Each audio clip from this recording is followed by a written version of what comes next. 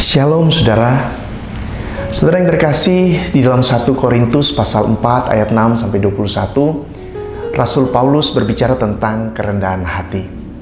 Dalam bagian itu saudara, Paulus menegaskan bahwa kerendahan hati itu terletak pada saat kita mampu mengutamakan orang lain dan bukan diri kita sendiri.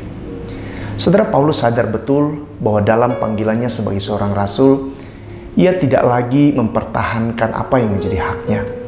Sebaliknya, ia memberi dirinya secara total sebagai responnya terhadap panggilan ilahi itu.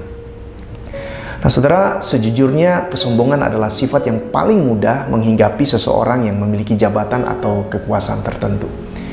Namun saudara, Paulus sama sekali tidak melihat jabatan kerasulannya sebagai kedudukan yang tinggi yang melebihi orang lain.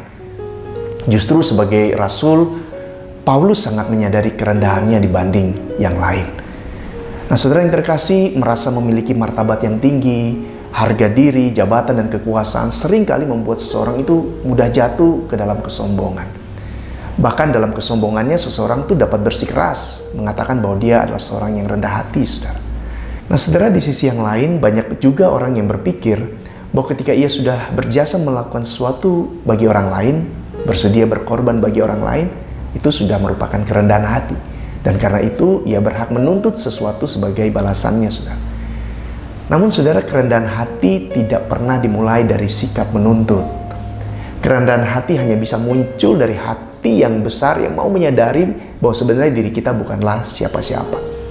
Kerendahan hati itu juga berawal dari ketika kita mau mengakui dan menerima kelebihan orang lain. Tuhan Yesus memberkati saudara. Shalom.